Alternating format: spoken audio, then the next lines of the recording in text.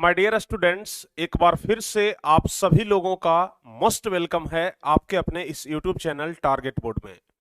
प्यारे बच्चों, उम्मीद करते हैं कि आप लोग एकदम अच्छे से होंगे, मस्त होंगे, स्वस्थ होंगे, तंदुरुस्त होंगे और मन लगा करके पढ़ाई कर रहे होंगे।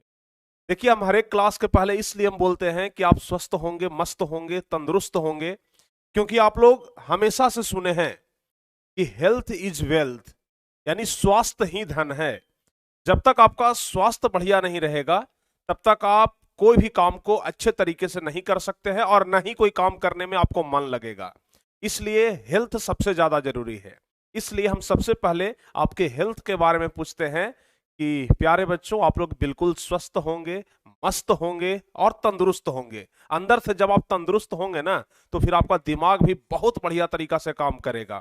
और जब दिमाग बहुत बढ़िया तरीका से काम करेगा तो फिर हमारा पूरा बॉडी बहुत बढ़िया तरीका से काम करेगा। क्योंकि आप लोग जानते हैं कि हमारे पूरे शरीर पर इसका कब्जा होता है, यानी कि हमारे पूरे शरीर का कंट्रोल कौन करता है?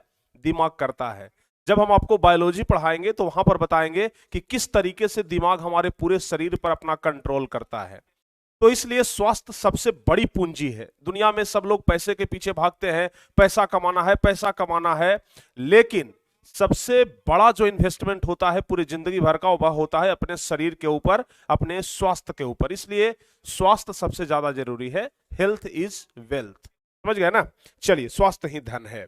तो चलिए प्यारे बच्चों, आज का क्लास है बहुत ही ज्यादा बेहतरीन होने वाला है। और आज हम आपको कराने वाले हैं फिजिक्स चैप्टर 1 यानी प्रकाश का प्रवर्तन, रिफ्लेक्शन ऑफ लाइट का दूसरा पार्ट।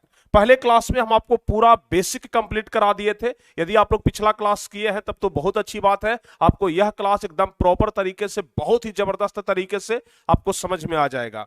यदि आप लोग पिछला क्लास नहीं किए होंगे तो प्लेलिस्ट में जाइएगा, यूट्यूब चैनल टारगेट बोर्ड पर यूट्यूब चैनल पर आकर के टारगेट बोर्ड सर्च करिएगा, प्लेलिस्ट में जाइएगा, आपको हर एक सब्जेक्ट का प्लेलिस्ट मिल जाएगा।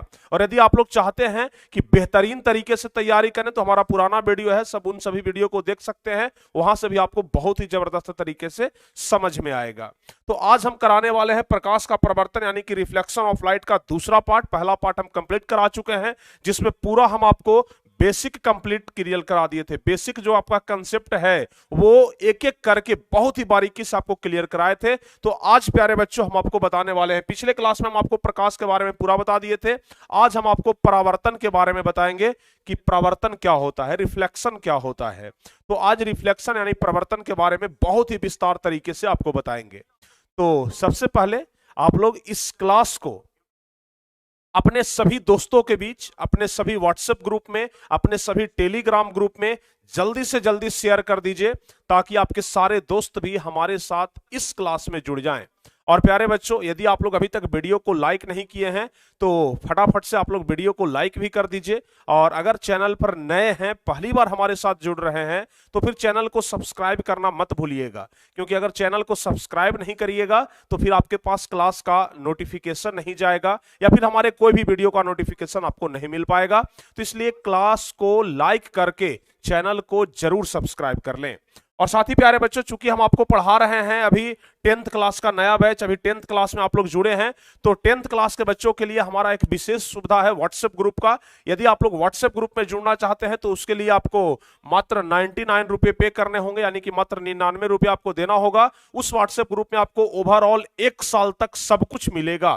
तो इसलिए आप लोग व्हाट्सएप ग्रुप में जरूर जुड़ जाएं। व्हाट्सएप ग्रुप में जुड़ने के लिए आपको 81 14 53 20 21 या फिर 92 63 99 11 25 इस नंबर पे कॉल करना है। और आपको पेमेंट भी इसी नंबर पे करना है, 81 14 53 20 21 पर। इस नंबर पर कॉल कर लें, पेमेंट कर दें, स्क्रीनशॉट भेज दें, आपको व्हाट्सएप ग्रुप में जोड़ दिया जाएगा।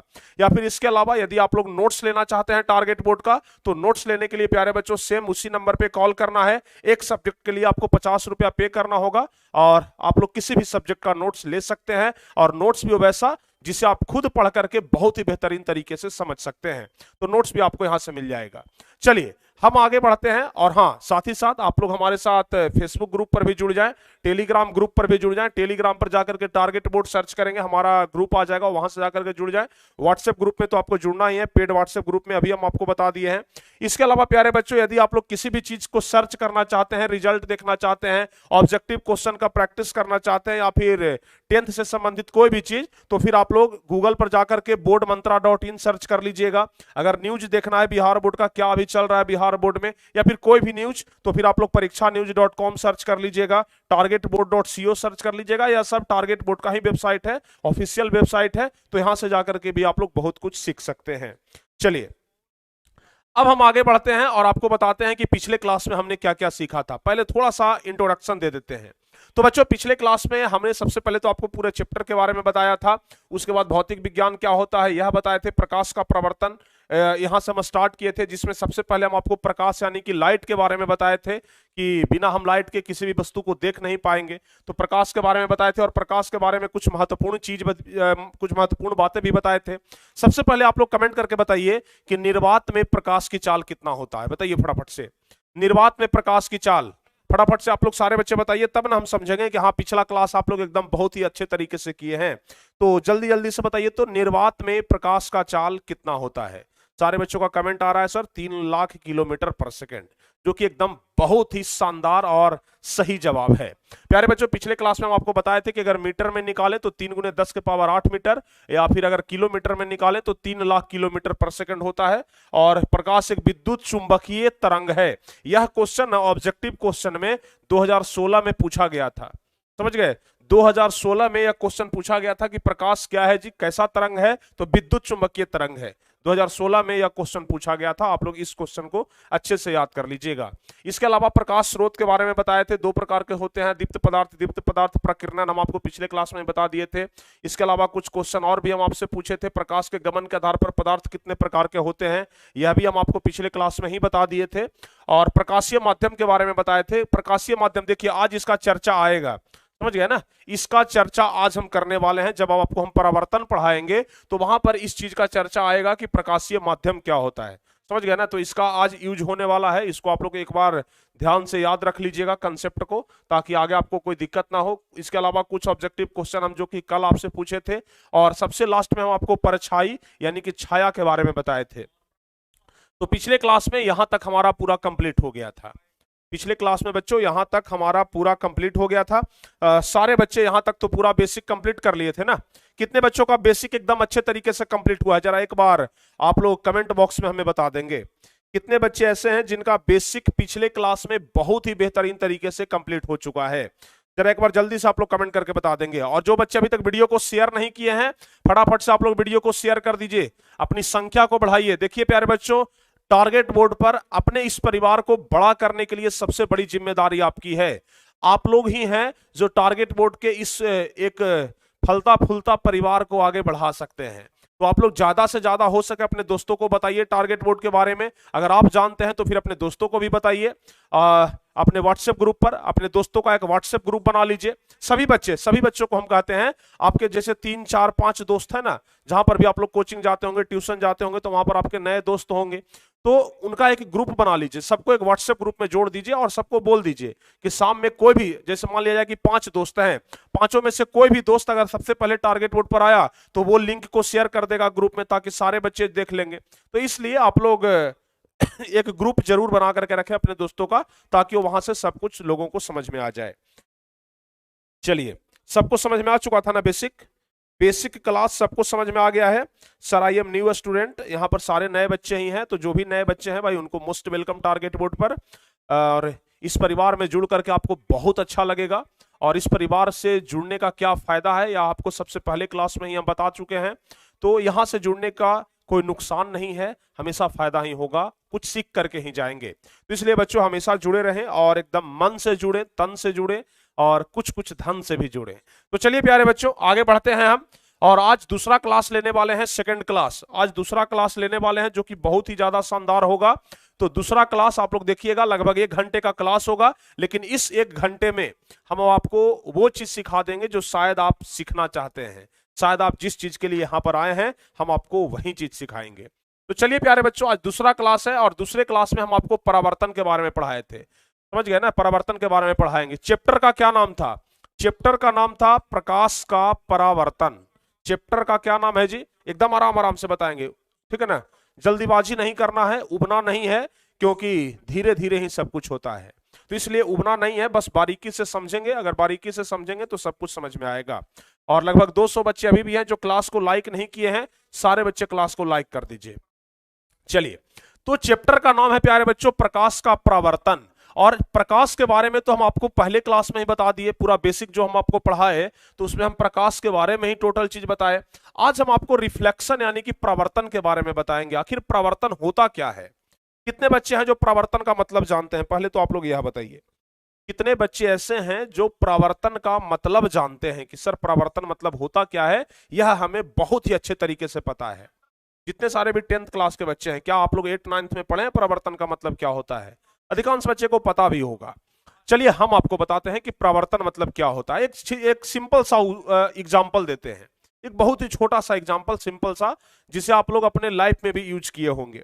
कभी आप लोग ऐसा किए हैं कि हाथ में गेंद लेकर के और दीवार के सामने खड़े हो जाते हैं और दीवार पर ऐसे गेंद को मारते हैं और वापस दीवार से टकराने के बाद जब गेंद लौटता है उसको हाथ में कैच पकड़ते हैं, समझ गए? और फिर से गेंद को मारते हैं दीवार पर, फिर से कैच पकड़ते हैं, फिर से मारते हैं और फिर से कैच पकड़ते हैं। यानी होता क्या है कि हम लोग यहां से गेंद को मारे और पुनः वह अपने माध्यम में वापस लौट गया। माध्यम समझ रहे हैं ना? पिछले क्लास में हम आपको माध्यम मतलब बताए थे। जैसे मान लिया जाए कि बीच में क्या है, यहां से हम गेंद को छोड़े और दीवार तक टकराया, तो गेंद और दीवार के बीच में क्या है? हवा है। तो माध्यम क्या हो जाएगा? हवा हो जाएगा ना। माध्यम क्या हो जाएगा? हवा हो जाएगा। तो आप लोग एक चीज समझें कि अगर हम गेंद को यहां से फेंकें और पुनः वह अपने माध्यम में वापस आ जाए तो इसको हम लोग कहेंगे ना कि गेंद का परावर्तन हो रहा है। क्या बोलेंगे? गेंद का परावर्तन हो रहा है, बोलेंगे ना।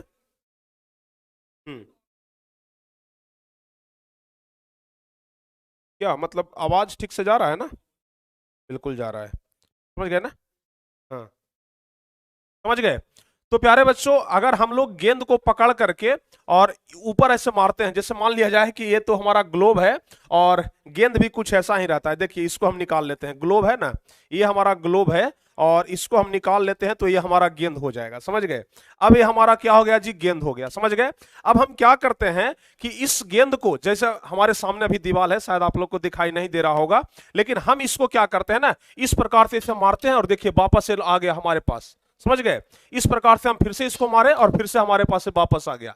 यानी कि प्यारे बच्चों, आप लोग ध्यान से समझिएगा, इसको क्या कर रहे हैं ना कि जिस माध्यम से हम इसको भेज रहे हैं, दीवार से टकराने के बाद उसी माध्यम में यह वापस आ जा रहा है, समझ गए? आप लोग भी इस प्रकार का एक्सपेरिमेंट अभी भी करते होंगे या फिर बचपन में जरूर किए होंगे कि अगर कोई खेलने वाला ना मिले दोस्त तो क्या करते हैं? अकेले हम खेलना शुरू कर देते हैं और अकेले क्या करते हैं? गेंद को इस तरीके से लेते हैं, दीवार के सामने खड़े हो जाते हैं और आराम से इसे फेंकते हैं और इस प्रकार से हम वापस कैच इसको पकड़ लेते हैं, ठीक है ना? तो क्या हो रहा है? गेंद को हम यहां से भेज रहे हैं और वापस गेंद टकरा के हमारे पास ही आ जा रहा है। यानी कि जिस माध्यम से भेज रहे हैं उसी माध्यम में यह वापस आ जा रहा है, समझ गए ना? जिस माध्यम से भेज रहे हैं उसी माध्यम में यह क्या हो जा रहा है? वापस आ जा रहा है। ऐसे तो यह हमारा पृथ्वी का ग्लोब है, पूरे संसार का, समझ गए ना? तो हम क्या करते हैं, अब इसको फिट कर देते हैं, जहां पर था ना वहीं पर फिट कर देते हैं। आप लोगों को समझाने के लिए हम इसको निकाल लिए थे। चलिए, ये हमारा ग्लोब अब फिट हो चुका है। तो प्यारे बच्चों, जिस प्रकार से अभी हम आपको एग्जाम्पल देकर के समझाए कि जिस प्रकार से गेंद को हम फेंकते हैं और अपने ही माध्यम में वापस आ जाता है, ठीक उसी प्रकार से प्रकाश भी होता है। उसी प्रकार से क्या होता है? प्रकाश भी होता है। जब हम टॉर्च रात को जलाते हैं तो देखते हैं, अगर टॉर्च जला दें और सामने अगर दीवार आ जाए तो दीवार पर जाकर के टॉर्च का रोशनी टकराएगा और फिर पुनः वापस हो जाएगा। होगा कि नहीं होगा? बिल्कुल हो जाएगा। तो सेम वैसा ही होता है प्रकाश कुछ, समझ गए ना? जैसे मान लिया जाए, यहां पर देखिए हम एक एग्जाम्पल के माध्यम से आपको समझाने का प्रयास किए हैं, जरा इसको समझिएगा ध्यान से, बहुत ही बेहतरीन तरीके से आपको समझ में आ जाएगा। यहां पर आप लोग देख रहे हैं, यहां पर यह वाला पिक्चर को पहले आप लोग समझिए। आप लोग को एकदम अच्छे तरीके से दिखाई दे रहा है ना? एकदम बेहतरीन तरीके से दिखाई दे रहा है। देखिए यहां पर यह एक परावर्तक सतह है, समझ गए। यहां पर प्यारे बच्चों एक क्या है जी, परावर्तक सतह है। आप लोग देख रहे हैं इस प्रकार से, यह क्या हो जाएगा, परावर्तक सतह हो जाएगा। समझ गए ना। परावर्तक सतह किसको कहते हैं, परावर्तक सतह किसको कहते हैं। जैसे अभी हम गेंद को फेंक रहे थे तो गेंद दीवार से जाकर के टकरा रहा था, यानी कि दीवार क्या हो जाएगा, परावर्तक सतह। परावर्तक सतह मतलब जिससे टकरा करके लौट जाए वह परावर्तक सतह कहलाता है, समझ गए ना। जिससे टकरा करके लौट जाए वह परावर्तक सतह कहलाता है। तो हम जब यहां से टॉर्च को जला रहे हैं तो टॉर्च का रोशनी यहां पर निकला, टॉर्च का रोशनी यहां पर निकला और यहां पर टकराया। चूंकि यहां पर कोई परावर्तक सतह रखा हुआ है तो यहां पर टकराया और टकराने के बाद देखिए वापस लौट गया।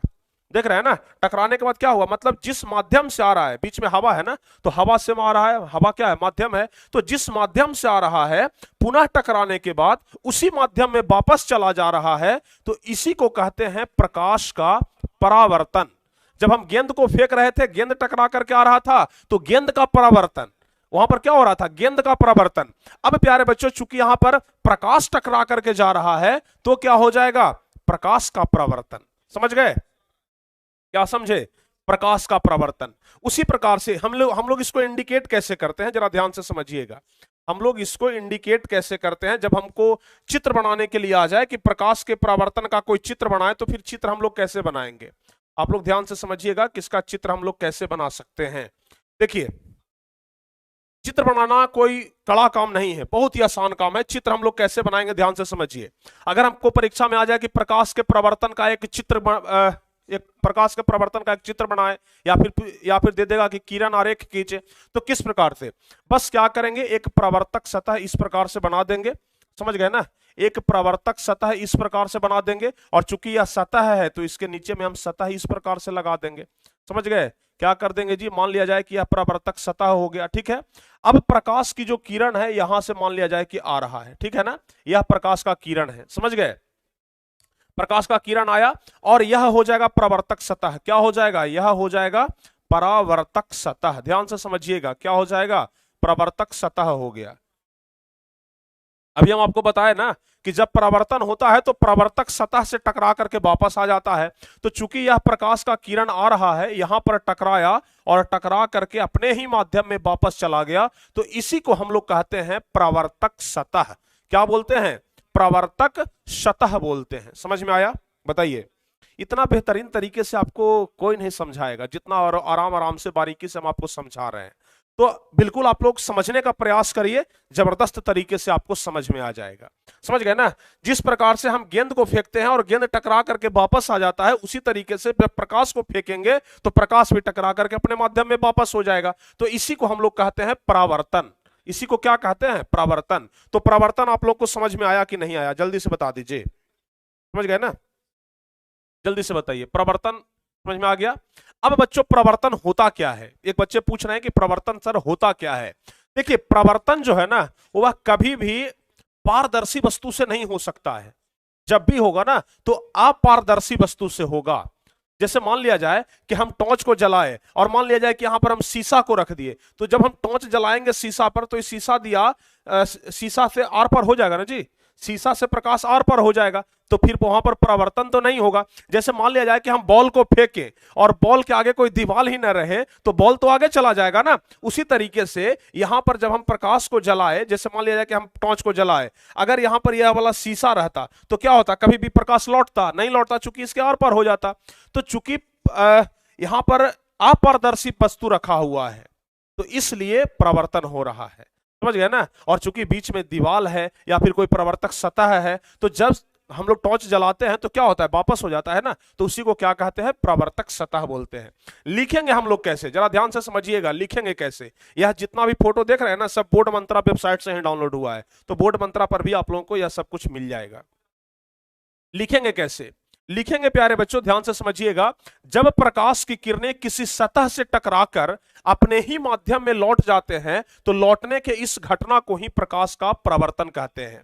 क्या कह रहा है, जब प्रकाश की किरणें, जब टॉर्च को जलाए तो प्रकाश का किरण निकला, तो जब प्रकाश की किरणें किसी सतह से टकराकर, यह क्या है जी, सतह है ना, यह जो आप लोग देख रहे हैं यह क्या है, सतह है ना, यह क्या है, सतह है, यह क्या है, सतह है। तो किसी सतह से टकराकर प्रकाश का किरण निकला और यह वाला सतह से टकराया और सतह से टकरा करके अपने ही माध्यम में वापस लौट जाते हैं। देखिए इधर से आया और अपने ही माध्यम में वापस लौट गया, समझ गए ना, आया और अपने ही माध्यम में क्या हो गया, वापस लौट गया। तो इस घटना को ही प्रकाश का प्रवर्तन कहते हैं। कितना आसान परिभाषा है, परिभाषा याद नहीं किया जाता है, समझा जाता है। अगर समझ गए ना तो परिभाषा अपने भाषा में खुद बोल देंगे, परिभाषा को अपने भाषा में आप खुद बोल देंगे, आपको कहीं से रटने रटाने की जरूरत नहीं है। समझ में आया, बताइए कितने बच्चों को समझ में आया, जरा एक बार बता दीजिए कि हाँ सर हमें समझ में आ गया है। कितने बच्चों को समझ में आया, सारे बच्चों को समझ में आ गया ना। जरा एक बार जल्दी से कमेंट करने में आप लोग पीछे मत हटिएगा। जैसे आप लोग क्लासरूम में कहीं ट्यूशन जाते हैं तो क्लासरूम में बैठे रहते हैं, सर पूछते हैं कि समझ में आया, सब पीछे से बोलते हैं जी सर, बोलते हैं ना जी सर समझ में आ गया। तो यहां पर जी सर बोलने वाला टेक्नोलॉजी नहीं है, यहां पर आप लोग को कमेंट बॉक्स में तुरंत लिखना है yes sir yes sir yes sir समझ में आया, ताकि हमें पता चले कि हाँ भाई बच्चे समझ रहे हैं। समझ गए ना, एक संतुष्टि मिलता है कि चलो भाई इतना जो बोल रहे हैं ना, इतना समझाने का जो हम प्रयास कर रहे हैं समझ में आ रहा है। चलिए चलिए सारे बच्चों को समझ में आ गया, यस सर, चलिए भाई सबको समझ में आ गया।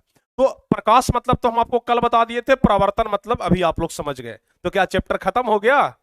अब आप लोग बोलेंगे कि सर चैप्टर का नाम था प्रकाश का प्रवर्तन, प्रकाश मतलब समझा ही दिए और प्रवर्तन मतलब समझा ही दिए, चलिए हो गया 7वां अध्याय खत्म, चैप्टर खत्म। क्या इतना ही चैप्टर में पढ़ना है? बिल्कुल नहीं, अभी तो शुरुआत कर रहे हैं, अभी तो ये सब ट्रेलर है, पिक्चर अभी बाकी है मेरे दोस्त, पिक्चर अभी बाकी है। समझ गए ना, अभी तो ट्रेलर चल रहा है। तो प्रकाश का प्रवर्तन, अब आप लोगों को पूरा कंसेप्ट समझ में आ गया होगा कि आखिर प्रकाश का प्रवर्तन इस चैप्टर का नाम क्यों पड़ा, या फिर प्रकाश का प्रवर्तन होता क्या है, समझ में आ गया ना। चलिए आगे बढ़ते हैं।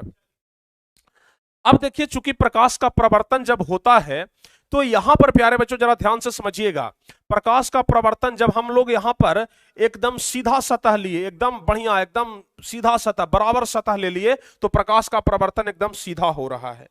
अगर हम यही ऐसा कर देते कि इस सतह को हम ऐसा ले लेते हैं, एक सतह हम लोग ऐसा ले लेते हैं, समझ गए ना, एक सतह हम लोग ऐसा ले लेते हैं, जैसे मान लिया जाए, आप लोग सोचिए, आप लोग सोच करके देखिए, जब हम लोग बॉल को लेकर के दीवार पर ऐसे फेंकते हैं, अगर दीवार एकदम बढ़िया है भाई, एकदम चिकना चकना है, जब प्लास्टर करा हुआ दीवार है, तो जिस तरीके से मारेंगे ना एकदम सीधे हाथ में आ जाएगा गेंदा, समझ गए ना, गेंद एकदम सीधे हाथ में आ जाएगा।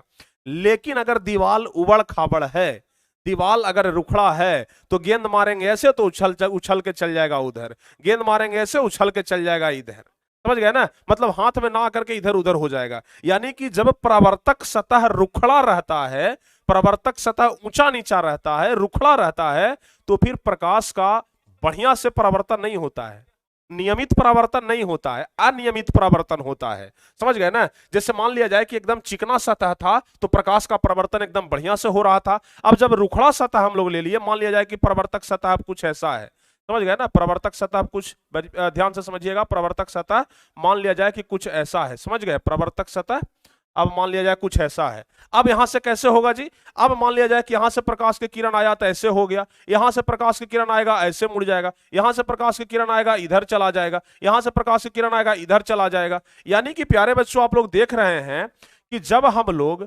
चिकना सतह ले रहे हैं तो नियमित परावर्तन हो रहा है, और जब हम लोग रुखड़ा सतह ले रहे हैं तो अनियमित परावर्तन हो रहा है। देख रहे हैं ना, मतलब नियमित परावर्तन हो ही नहीं रहा है। तो इस चीज को अब हम लोग समझने वाले हैं, ध्यान से समझिएगा। क्वेश्चन क्या कह रहा है, क्वेश्चन क्या कह रहा है, टॉपिक क्या है, प्रकृति के आधार पर प्रवर्तक सतह कितने प्रकार के होते हैं। प्रवर्तक सतह, तो अभी ना हम आपको बताया कि प्रवर्तक सतह कितने प्रकार के होते हैं, दो प्रकार के, एक हो गया एकदम चिकना चकना जिसको नियमित प्रवर्तन बोलेंगे, और एक हो गया रुखड़ा जिसको अनियमित प्रवर्तन बोलेंगे। इसको हम लोग क्या बोलेंगे, इसको हम लोग बोलेंगे नियमित परावर्तन। क्या बोलेंगे, नियमित, इसको हम लोग नियमित बोलेंगे। और चूंकि यह रुखड़ा है, इधर से अगर टॉर्च मारेंगे तो इधर निकल जाएगा, इधर से टॉर्च मारेंगे तो इधर निकल जाएगा, तो ये क्या कहलाएगा, ये हमारा कहलाएगा अनियमित। क्या कहलाएगा, अनियमित।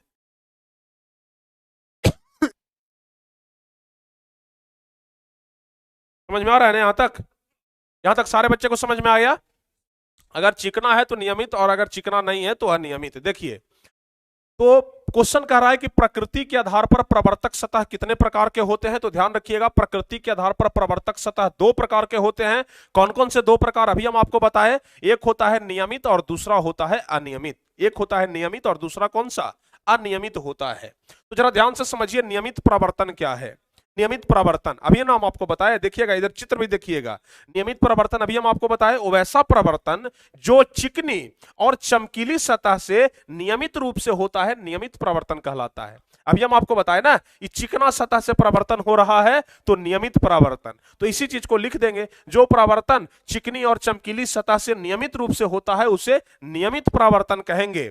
और अनियमित किसको बोलेंगे, अभी हम आपको बताए ना रुखड़ा सतह है ना, तो इसी को लिख देंगे वैसा परिवर्तन जो रुखड़ी और चमकीली सतह से नियमित रूप से होता है, अनियमित प्रवर्तन कहलाता है। अगर प्यारे बच्चों चिकना सतह से हो रहा है तो नियमित, और अगर रुखड़ा सतह से हो रहा है तो अनियमित। समझ गए ना, समझ में आया कि नहीं आया। कितने बच्चों को समझ में आया जरा जल्दी से कमेंट कर दीजिए भाई आप लोग। कितने बच्चों को समझ में आया जरा जल्दी से कमेंट कर दीजिए। समझ में आ रहा है ना, चलिए वाह वाह। तो अगर चिकना सतह से हो रहा है तो नियमित प्रवर्तन, और अगर रुखड़ा सतह से हो रहा है तो अनियमित प्रवर्तन। समझ में आ गया लोगों को। सारे बच्चे जरा एक बार कमेंट करके बोलेंगे कि हाँ सर समझ में आ गया। समझ में आ गया ना। तो यहां पर प्यारे बच्चों आप लोग प्रवर्तक सतह के बारे में जान गए, समझ गए। क्योंकि जब हम लोग प्रकाश का प्रवर्तन पढ़ रहे हैं तो प्रवर्तन हो रहा है प्रवर्तक सतह से, तो प्रवर्तक सतह के बारे में जानना जरूरी है ना कि प्रवर्तक सतह होते हैं कितने प्रकार के। तो दो प्रकार के, नियमित और अनियमित। अब चलिए आगे बढ़ते हैं, और यहां से प्यारे बच्चों प्रकाश का प्रवर्तन का जो चैप्टर है ना वो असली रूप से शुरू हो जाता है। अब समझ लीजिए ना कि अब यहां से आपका चैप्टर ही शुरू होगा। समझ गए ना, जो प्रकाश का प्रवर्तन चैप्टर है ना, समझिए कि मुख्य रूप से यहां से स्टार्ट हो रहा है। अब जरा ध्यान से समझिएगा तब आपको समझ में आएगा, और अन्यथा नहीं समझ में आएगा।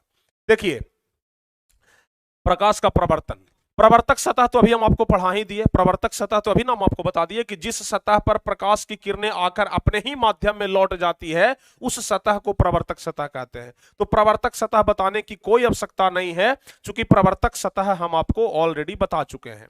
जैसे मान लिया जाए अभी ना हम आपको बताए, ई मान लिया जाए कि प्रवर्तक सतह है, ये क्या हो जाएगा प्रवर्तक सतह। सारे लोग बताइएगा, हम कुछ भी पूछेंगे ना तो आप लोग का जवाब तुरंत आ जाना चाहिए। समझ गए, हम कुछ भी पूछे आप लोग तुरंत कमेंट बॉक्स में जवाब बताइए। अगर हम इसका नाम लिखें प्यारे बच्चों तो इसका नाम क्या हो जाएगा, परावर्तक सतह। क्या इसका नाम होगा, परावर्तक सतह। समझ गए, यह हो गया प्रवर्तक सतह। अच्छा अब जरा ध्यान से समझिएगा, अभी हम आपको दिखाए थे कि प्रकाश की किरण आ रही है। जैसे मान लिया जाए कि यह प्रकाश की किरण भाई इस प्रवर्तक सतह पर पड़ रही है। समझ गए ना, तो यह जो प्रकाश की किरण आ रही है तो इसको हम लोग क्या बोलते हैं, किसी बच्चे को पता है क्या। सारे बच्चे एक बार कमेंट करके बताइए, यह जो प्रकाश की किरण आ रही है इस किरण को हम लोग कौन सा किरण बोलते हैं। इस प्रकाश की किरण को हम लोग कौन सा किरण बोलते हैं, जरा सारे बच्चे एक बार कमेंट करके बता दीजिए, जल्दी से बता दीजिए भाई। प्रवर्तक सतह, हाँ प्रवर्तक सतह से हो गया ना। इस किरण को हम लोग क्या बोलेंगे, आपतित किरण बोलेंगे। वाह बहुत ही बढ़िया। इस किरण को हम लोग क्या नाम देंगे, तो इस किरण को हम लोग नाम देंगे आपतित किरण। क्या नाम देंगे, आपतित, आपतित किरण, आपतित किरण। अंग्रेजी में इसको इंसिडेंट रे बोलते हैं। अंग्रेजी में क्या बोलते हैं, इंसिडेंट रे बोलते हैं। ध्यान रखिएगा, समझ गए ना, अंग्रेजी में हम लोग इसको बोलते हैं इंसिडेंट रे। अच्छा उसके बाद प्यारे बच्चों हम आपको क्या बताए, हम आपको क्या बताए, चूंकि जब प्रकाश की किरण आ रही है तो प्रवर्तक सतह से टकराने के बाद यह क्या होगा भाई, अपने ही माध्यम में वापस लौट जाएगा। समझ गए ना, तो प्रवर्तक जो प्रकाश की किरण था वह आने के बाद क्या हुआ, अपने ही माध्यम में वापस लौट गया। क्या हो गया, अपने ही माध्यम में क्या हो गया, वापस लौट गया। देख लीजिए ये तीर का निशान है इधर आ रहा है, और ये तीर का निशान है इधर जा रहा है। तो ये प्रकाश की किरण जब आ रही है तो इसका नाम हो गया आपतित किरण, और जब ये प्रकाश का किरण प्रवर्तक सतह से टकराने के बाद लौट गया, अपने ही माध्यम में लौट गया, तो इसका नाम हम लोग क्या रखेंगे, इसका नाम जरा बता दीजिए, इसका नाम बता दीजिए आप लोग, क्या नाम इसका होगा, क्या नाम होगा जल्दी से बता दीजिए। परावर्तित किरण, वाह क्या बात है, परावर्तित किरण, बहुत ही बढ़िया, बहुत ही शानदार प्यारे बच्चों। इसी तरीके से आप लोग बताते जाइए। इसका नाम क्या हो जाएगा? परावर्तित किरण। क्या हो जाएगा? परावर्तित किरण। आप लोग को लग रहा है ना कि सर जी एकदम हल्का हल्का चीज है, बिल्कुल आपको इतना ही आसान लगेगा, कोई मुश्किल नहीं है। 10th का ना सिलेबस एकदम आसान है, बशर्ते कि आप लोग थोड़ा सा पढ़ने पर ध्यान लगा दीजिए। और हम आपको बार बार कहते हैं, टारगेट बोर्ड से अगर पढ़ रहे हैं ना, तो हम यहाँ पर डिवीजन के लिए नहीं पढ़ाते हैं कि फर्स्ट डिवीजन लाना है, सेकंड डिवीजन लाना है, थर्ड डिवीजन लाना है। चूंकि प्यारे बच्चों टारगेट बोर्ड पर आप पढ़ रहे हैं, तो एक बात ध्यान रखिएगा, यहां पर जो आपका पढ़ाई होगा ना, वो किस चीज के लिए होगा? रैंक के लिए होगा। किस चीज के लिए होगा? रैंक के लिए होगा। ध्यान रखिएगा, रैंक के लिए हम पढ़ाते हैं, टॉपर्स बनाने के लिए पढ़ाते हैं, डिवीजन के लिए नहीं। तो हर चीज आपको आसान लगेगा, बस आप लोग ध्यान से समझिए। तो प्रकाश के बारे में हम आपको बताएं कि प्रकाश की जो किरण आ रही है, इसको आपतित किरण बोलेंगे, और जो अपने ही माध्यम में टकरा करके चला गया, उसको क्या बोलेंगे? परावर्तित किरण बोलेंगे। अब जरा ध्यान से समझिएगा, आप लोग समझ गए ना? हाँ चलिए, अब क्या करते हैं ना कि यहां से बीच में हम एक लंब खींच देते हैं। मैथ में आप लोग लंब मतलब समझते हैं? मैथ में आप लोग लंब मतलब समझते हैं? मतलब यह प्रवर्तित यह जो प्रवर्तक सतह है ना, सीधे इसका 90 डिग्री, जैसे गणित में आप लोग पढ़े होंगे कि यह कोई सतह है, समझ गए ना, यह कोई रेखा है, इस पर एकदम हम सीधा अगर कोई लाइन खींच दें तो यह कितना डिग्री का होता है? 90 डिग्री का होता है। आप लोग को पता है ना, यह 90 डिग्री का होता है। और इसको हम लोग क्या बोलते हैं भाई? इसको हम लोग लंब बोलते हैं। इसको हम लोग क्या बोलते हैं? लंब बोलते हैं। तो उसी तरीके से इसको हम लोग क्या बोलेंगे प्यारे बच्चों? अभिलंब बोलते हैं। क्या बोलते हैं? अभिलंब बोलते हैं। समझ गए? इसको हम लोग क्या बोलेंगे? अभिलंब बोलेंगे। समझ गए ना? तो ये क्या हो गया हमारा? आपतित किरण हो गया। ये क्या हो गया? प्रवर्तित किरण हो गया। और बीच में जो लंब खींच दिए उसको क्या बोलेंगे? अभिलंब बोलेंगे। यहां तक कोई दिक्कत है क्या आप लोगों को? बताइए, यहां तक कोई दिक्कत है आप लोगों को क्या? जल्दी से बता दीजिए।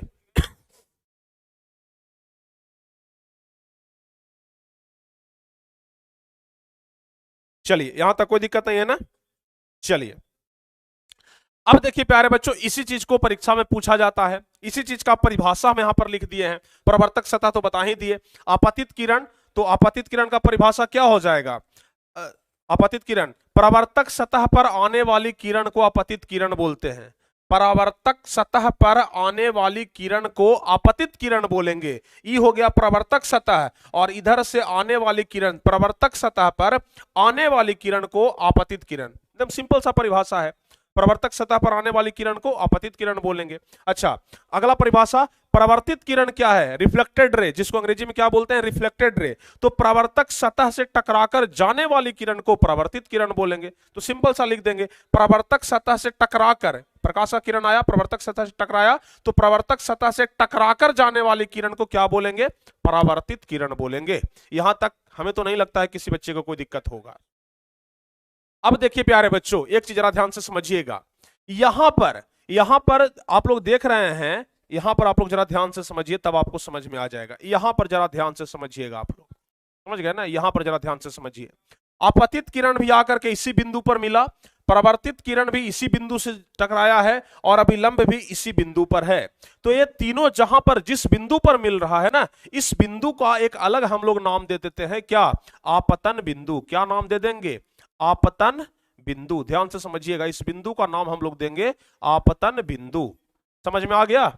इस बिंदु जहां पर यह तीनों मिल रहा है ना, इस बिंदु का नाम देंगे हम लोग आपतन बिंदु। याद रहेगा? इस बिंदु का क्या नाम देंगे? आपतन बिंदु। सारे अधिकतर बच्चे कमेंट भी कर रहे हैं, सर आपतन बिंदु, आपतन बिंदु। चलिए, बहुत बढ़िया। इस बिंदु का क्या नाम होगा जी? आपतन बिंदु नाम होगा।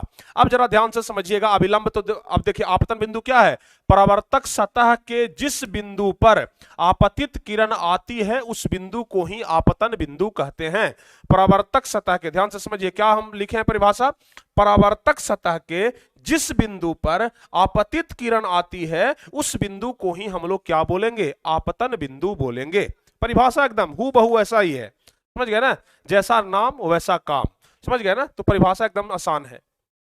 अभिलंब मतलब तो हम आपको बता ही दिए। अभिलंब क्या होता है भाई? अभी ना हम आपको बताए हैं अभिलंब मतलब क्या होता है। अभिलंब मतलब, अब सॉरी, अभिलंब का परिभाषा, आपतन बिंदु पर डाले गए लंब को अभिलंब कहते हैं। आपतन बिंदु पर डाले गए लंब को। अब चूंकि यहां पर है आपतन बिंदु और इस पर हम लंब डाल दिए हैं, तो इस लंब को क्या बोलेंगे? अभिलंब बोलेंगे। परिभाषा एकदम आसान है। इस आपतन बिंदु पर डाले गए लंब को अभिलंब बोलते हैं, एकदम आसान परिभाषा। अब चलिए उसके बाद क्या है भाई? आपतन कोण और प्रवर्तन कोण अब हमें समझना है। आपतन कोण और प्रवर्तन कोण अब हमें समझना है। तो जरा ध्यान से समझिए आप लोग, जरा ध्यान से एकदम समझिएगा।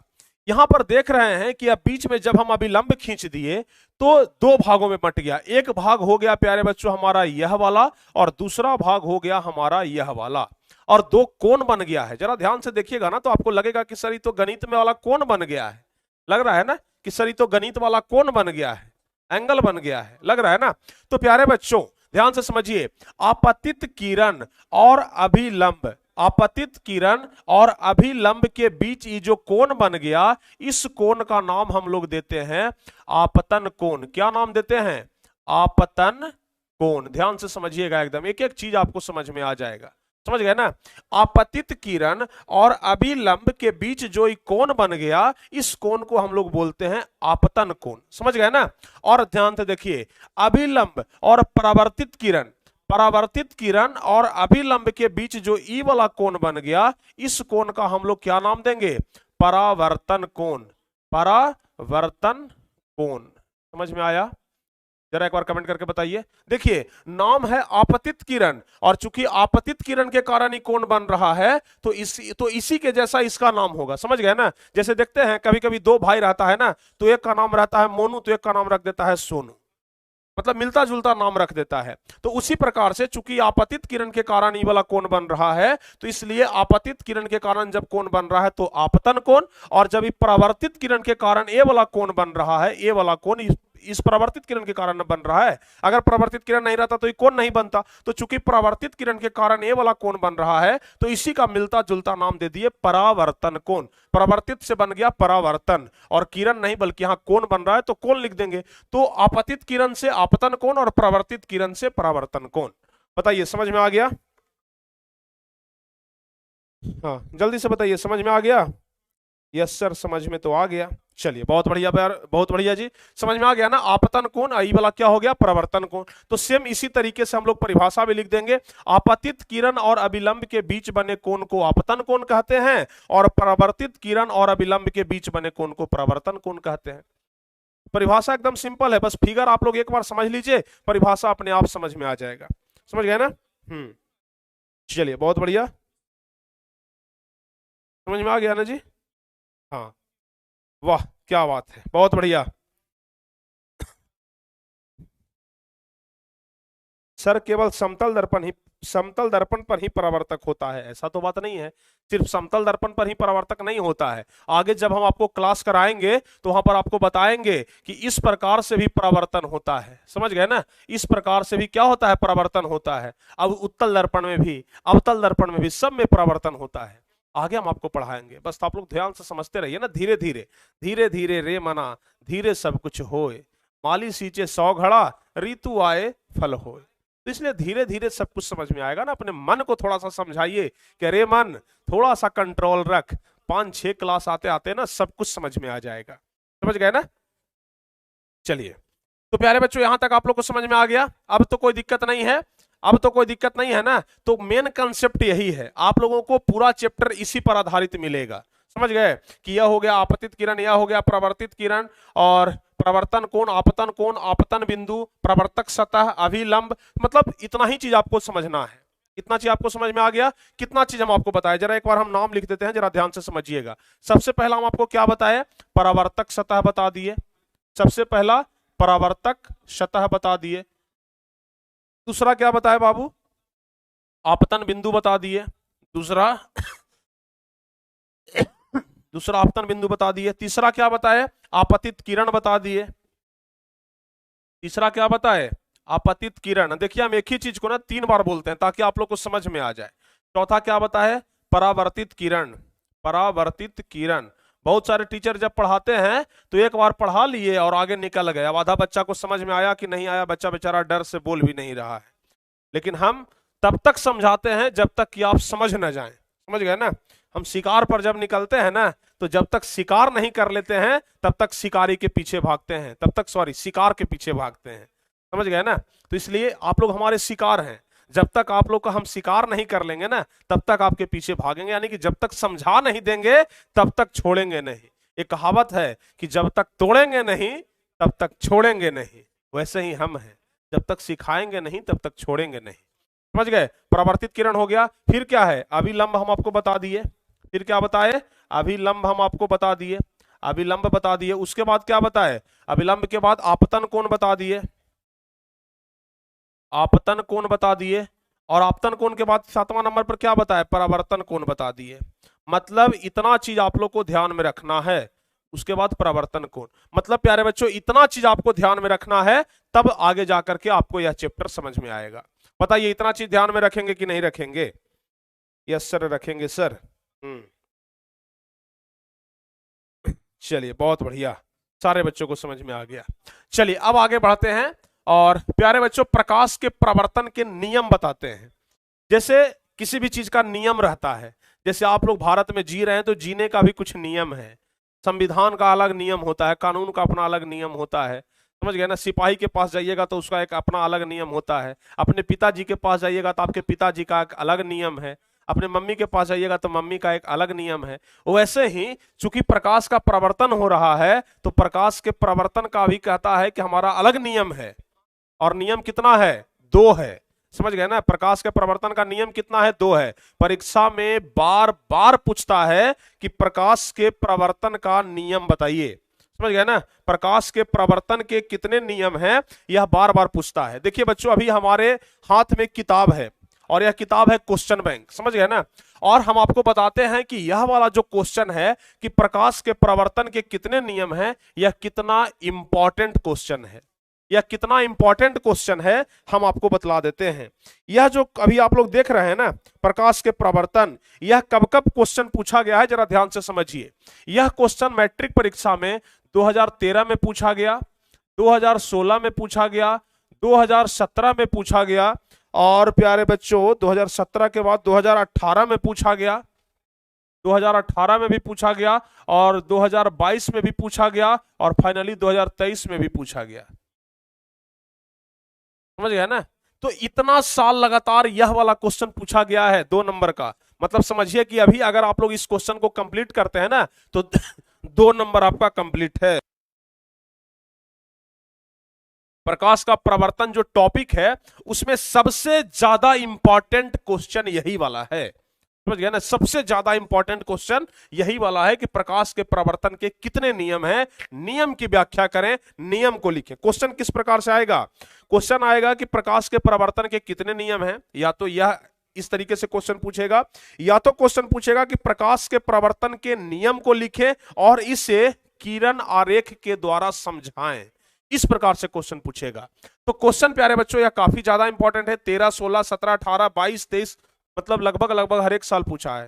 क्या संभावना है 24 में भी पूछेगा, 25 में भी पूछेगा। लगातार जब पूछ रहा है तो आगे भी पूछते चला जाएगा, समझ गए।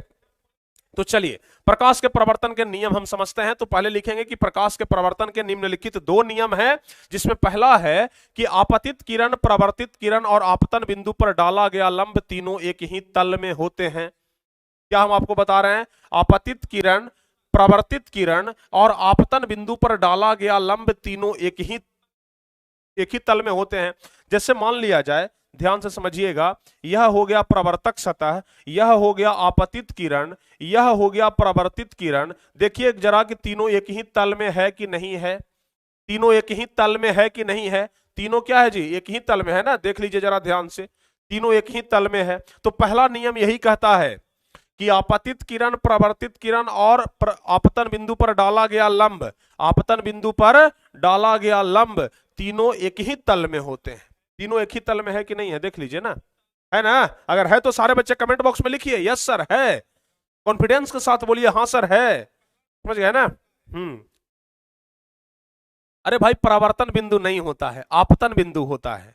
क्योंकि जिस बिंदु पर आकर के आपतित किरण मिल रही है ना, उस बिंदु को आपतन बिंदु बोलते हैं। ऐसा नहीं है कि परावर्तन की कि परावर्तित किरण जिस बिंदु पर आकर के मिल रही, परावर्तित किरण किसी बिंदु पर आकर के नहीं मिलती है। परावर्तित किरण तो यहां से निकलेगा एकदम चला जाएगा अनंत तक, आगे तक, समझ गए ना। तो परावर्तित किरण का कोई बिंदु नहीं होता है, बिंदु होता है आपतित किरण का, जहां पर जाकर के टकराता है ना वहां पर बिंदु होता है, परावर्तित किरण का कोई बिंदु नहीं होता है। तो पहला नियम, प्रकाश के प्रवर्तन का पहला नियम यही कहता है कि आपतित किरण, परावर्तित किरण और आपतन बिंदु पर डाला गया लंब तीनों एक ही तल में होता है। समझ गए ना, तीनों एक ही तल में होता है। यह हो गया पहला नियम। और दूसरा नियम कहता है कि आपतन कोण, ध्यान से समझिएगा, दूसरा नियम क्या कहता है, आपतन कोण परावर्तन कोण के बराबर होता है। समझ गए ना। यानी कि प्यारे बच्चों अभी हम आपको क्या बताए, यह होता है आपतन कोण और यह होता है परावर्तन कोण, और यह दोनों आपस में बराबर होता है। जितना डिग्री का कोण यह होगा उतना ही डिग्री का कोण यह भी होगा। यानी कि अगर प्यारे बच्चों इसको हम सूचित करते हैं आई से, समझ गए ना, और इसको सूचित करते हैं आर से, कहेंगे कि सर एबीसीडी में तो 26 अक्षर होता है ना, तो हम एबी से सूचित नहीं कर सकते हैं, और सीडी से हम मान लिया जाए कि इसको हम सी नाम धर देते हैं, इसको नाम हम डी धर देते हैं, तो क्या गलत हो जाएगा। आई और आर से ही क्यों सूचित करेंगे, आई और आर से ही क्यों सूचित करेंगे। तो प्यारे बच्चों इसका जवाब है चूंकि यह है आपतन कोण। तो आपतन कोण को अंग्रेजी में क्या बोलते हैं, इंसिडेंट रे, इंसिडेंट। तो इंसिडेंट को जब हम लिखते हैं ना तो INCI, मतलब शुरुआत जो होता है ना वो वह आई से होता है, शुरुआत जो होता है वह आई से होता है, इसलिए इसको हम आई से सूचित करते हैं। और परावर्तित किरण, प्रवर्तन कोण को बोलते हैं रिफ्लेक्टेड रे। तो रिफ्लेक्टेड में आर से सूचित हो रहा है, तो जब आर से सूचित हो रहा है, आर से शुरुआत हो रहा है, तो इसलिए इसको आर से सूचित करते हैं। तो आपतन कोण को इंसिडेंट रे बोलते हैं। देखिए कभी कभी ना अंग्रेजी जानना जरूरी हो जाता है, कभी कभी अंग्रेजी वाला चीज काम आ जाता है, समझ गए ना। इसलिए ना बोलते हैं क्रिस सर आप लोगों को बार बार कि अंग्रेजी पढ़िए, अंग्रेजी पढ़िए। तो समझ गए ना, आई से क्यों सूचित करते हैं, चूंकि इंसिडेंट अंग्रेजी में क्या बोलते हैं, देखिए यहां पर हम आपको बताए थे, शायद आपको याद होगा, यहां पर हम आपको बताए थे। देखिए आपतित किरण को क्या बोलते हैं, इंसिडेंट रे। तो शुरुआत हो रहा है आई से, और प्रवर्तित किरण को रिफ्लेक्टेड रे, शुरुआत हो रहा है आर से, तो इसलिए हम लोग आई और आर से सूचित करते हैं। समझ गए। तो दूसरा नियम कहता है कि आपतन कोण परावर्तन कोण के बराबर होता है। दूसरा किरण यही है, दूसरे नियम के अनुसार आपतन कोण परावर्तन कोण के बराबर होता है। यानी कि यह वाला कोण और यह वाला कोण बराबर होता है, आपतन कोण को आई से और परावर्तन कोण को आर से। देखिए आपतन कोण को आई से तथा परावर्तन कोण को आर से सूचित किया जाता है। यानी कि प्यारे बच्चों हम कह सकते हैं कि I is equal to are होता है। हम कह सकते हैं कि I is equal to are होता है। और इसी चीज को यहां पर लिखे हैं, चित्र बना दिए हैं और नीचे लिख भी दिए हैं, I is equal to are होता है। बताइए समझ में आ गया। समझिए कितना इंपॉर्टेंट क्वेश्चन है, इतना बार पूछा है, लेकिन हल्का कितना है, एकदम आसान है। हल्का इतना है कि एक बच्चा भी उठा ले। समझ गए ना। आप लोग बोलते हैं ना सर बड़ी हल्का है, बड़ी भारी है, बोलते हैं ना। चलिए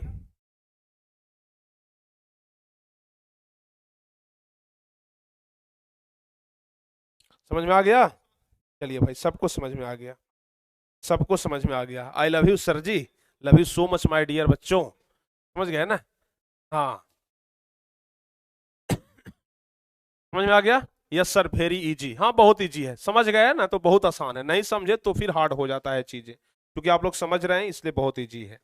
तो यहां तक समझ में आ गया ना। देखिए कितना इंपॉर्टेंट सवाल है लेकिन आसान बहुत ज्यादा है। प्रकाश के प्रवर्तन के कितने नियम है, तो भाई दो नियम है। कौन कौन, तो पहले नियम के अनुसार आपतित किरण, परावर्तित किरण और आपतन बिंदु पर डाला गया लंब तीनों एक ही तल में होते हैं। और दूसरे नियम के अनुसार आपतन कोण परावर्तन कोण के बराबर होता है, आपतन कोण को आई से तथा परावर्तन कोण को आर से सूचित किया जाता है। यहां तक कोई दिक्कत नहीं है, आगे बढ़ जाते हैं अब।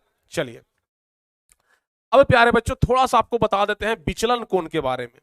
कोई बच्चा सोचेगा कि सर जी अभी तक तो आपतन कोण ही आया था, परावर्तन कोण ही आया था, अब बीच में कहां से विचलन कोण घुसेड़ दिए, अभी विचलन कोण कहां से आ गया, ये विचलन क्या होता है। जैसे रात में अगर कोई अंधेरा में घूम रहा है ना तो बोलते हैं हम लोग, अरे रात में कहां विचलन कर रहा है भाई, बोलते हैं ना रात में कहां विचलन कर रहा है। तो वो वाला विचलन नहीं है, यहां पर अलग विचलन है प्यारे बच्चों, जरा ध्यान से समझिएगा। यानी कि यहां पर हम क्या करते हैं, एक ले लिए प्रवर्तक सतह, यह हो गया आपतित किरण, यह हो गया परावर्तित किरण। समझ गए। यह हो गया परावर्तित किरण। अब विचलन कोण क्या होता है जरा ध्यान से समझिएगा। अगर हम इसको डॉट डॉट से आगे बढ़ा दें, अगर चूंकि परावर्तक सतह नहीं रहता तो यह तो किरण सामने निकल जाता ना, ऐसे निकल जाता, समझ गए। अगर यह परावर्तक सतह नहीं रहता तो एक किरण एकदम सामने निकल जाता, लेकिन इसके कारण यहां से मुड़ गया है, इसके कारण, समझ गए ना, यहां से मुड़ गया है। तो विचलन कोण क्या होता है देखिएगा जरा ध्यान से। विचलन कोण प्यारे बच्चों दो तरीके से होता है। एक तो हो गया जो कोण यहां से यहां तक बना, एक तो हो गया जो कोण यहां से यहां तक बना, यह हो गया एक कोण, समझ गया ना, यह हो गया क्या, एक कोण हो गया। दूसरा कोण प्यारे बच्चों उल्टा, दूसरा कोण कैसे बनेगा, यहां से लेकर के यहां तक दूसरा कोण बनेगा, समझ गए ना, यहां से यहां तक, यानी कि एक बन रहा है घड़ी के, एक घड़ी के दिशा में, एक घड़ी के दिशा में जैसे ऐसे घूमता है, और एक घड़ी के विपरीत दिशा में देखिए ऐसे घूम रहा है, समझ गया ना। तो आपतित किरण के बढ़ाए गए भाग से, ध्यान से समझिएगा, विचलन कोण क्या होता है, आपतित किरण, चूंकि यह वाला आपतित किरण है ना, यह वाला किरण आपतित किरण है, तो आपतित किरण के बढ़ाए गए भाग से परावर्तित किरण तक जो कोण बनता है उसी को विचलन कोण बोलते हैं। सेम टू सेम परिभाषा लिखे हैं कि आपतित किरण के बढ़ाए गए भाग से परावर्तित किरण तक जो कोण बनता है उसे विचलन कोण कहते हैं। समझ में आया कि नहीं आया, कोई क्या हार्ड है क्या, अरे भारी है, नहीं ना, एकदम आसान है, आसान है ना, चलिए एकदम आसान है सर।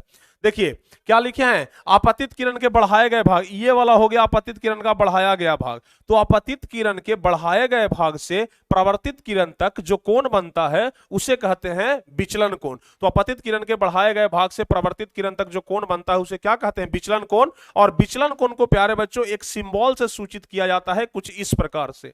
एबीसीडी में एस लिखते हैं ना, एस कैसे लिखते हैं हम लोग, ऐसे लिख देते हैं ना। अब इसी को क्या करना है ना कि इसको ऐसे करके मिला दीजिए जा करके, और इसको पढ़ते क्या है, तो इसको पढ़ते हैं हम लोग डेल। क्या पढ़ते हैं, डेल। लैपटॉप आप लोग देखे होंगे, डेल कंपनी का एक लैपटॉप आता है, समझ गए ना, डेल कंपनी का एक लैपटॉप आता है, आप लोग देखे होंगे, बहुत सारों के पास होगा भी, बहुत सारे के बड़े भाई के पास होगा डेल कंपनी का लैपटॉप, समझ गए ना। तो डेल कंपनी का लैपटॉप, तो उसी डेल को यहां पर नाम याद रखिएगा कि डेल, डेल किसको बोलते हैं भाई, तो विचलन कोण, विचलन कोण को डेल से सूचित करते हैं, समझ गए ना। विचलन कोण को हम लोग डेल से सूचित करते हैं, समझ गए। अच्छा, इसका एक फॉर्मूला होता है, ध्यान रखिएगा, इसका एक फॉर्मूला होता है, विचलन कोण बराबर 180 डिग्री माइनस 2i। क्या होता है फॉर्मूला, 180 डिग्री माइनस 2i। अब बोलेंगे कि सर जी ei क्या है, अभी ना हम आपको बताए कि आई क्या होता है बच्चों, आई क्या होता है, अभी हम आपको बताए ना, आई क्या होता है, आई इस आपतित किरण को बोलते हैं। यानी कि अगर आपतित किरण का मान जितना रहेगा इस आई के जगह पर भर देंगे और 180 में से घटा देंगे 2 से गुना करके, तो हमारा विचलन कोण का मान निकल जाएगा। तो ध्यान रखिएगा, विचलन कोण का मान क्या होता है, 180 डिग्री माइनस 2i। यह दो तरीके से बनता है, घड़ी के दिशा में और घड़ी के विपरीत दिशा में। अभी ना हम आपको बताए, एक घड़ी के दिशा में और एक घड़ी के विपरीत दिशा में। और यहां से आपके परीक्षा में न्यूमेरिकल क्वेश्चन पूछे जाते हैं, गणितीय क्वेश्चन पूछे जाते हैं, समझ गए ना। यहां से आपके परीक्षा में क्वेश्चन पूछे जाएंगे। किस प्रकार से पूछे जाएंगे आप लोग जरा ध्यान से समझिएगा। विचलन कोण से संबंधित कुछ क्वेश्चन पूछे जाते हैं, इस प्रकार से क्वेश्चन पूछे जाएंगे। यदि आपतन कोण 45 डिग्री है तो विचलन कोण का मान क्या होगा। यदि आपतन कोण 45 डिग्री है तो विचलन कोण का मान क्या होगा, जरा एक बार सारे बच्चे कमेंट करके बता दीजिए। जल्दी से देखते हैं सबसे पहला जवाब किन बच्चों का आता है। सबसे पहला जवाब किसका आएगा जी, जल्दी से बताइए। सबसे पहला जवाब किसका आएगा, कुछ नहीं करना है, 180 डिग्री माइनस 2i पर बस वैल्यू रखिए, आपका निकल करके आ जाएगा। प्यारे बच्चों, आपतन कोण, आपतन कोण को हम लोग सूचित करते हैं i से। तो i बराबर हमारा दिया हुआ है कितना, i बराबर 45 डिग्री तो हमारा दिया हुआ है। चलिए 90 डिग्री बहुत सारे बच्चों का आंसर आ रहा है, जो कि बिल्कुल सही आंसर है। बहुत सारे बच्चे बता रहे हैं सर 90 डिग्री 90 डिग्री 90 डिग्री बिल्कुल सही जवाब है। ध्यान से समझिएगा, आपतन कोण को हम लोग किस चीज से सूचित करते हैं, आई से सूचित करते हैं। अभी ना हम आपको बताए हैं कि इस प्रकार से अगर कोण बन जाए तो ये वाला कोण आपतन कोण होता है और इसको आई से सूचित करते हैं, और ये वाला कोण परावर्तन कोण होता है, इसको आर से सूचित करते हैं।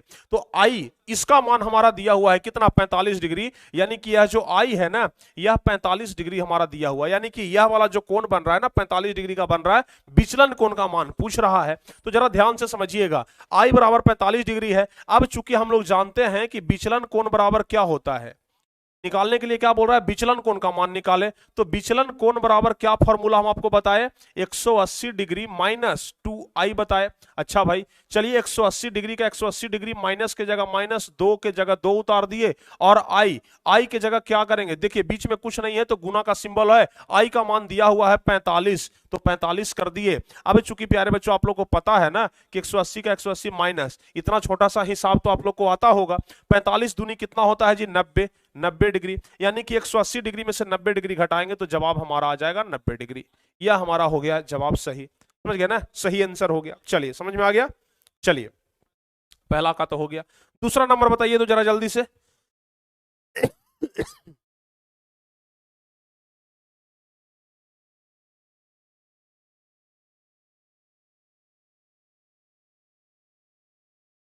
दूसरा नंबर जल्दी जल्दी से बताइए, दूसरा नंबर फटाफट से बताइए।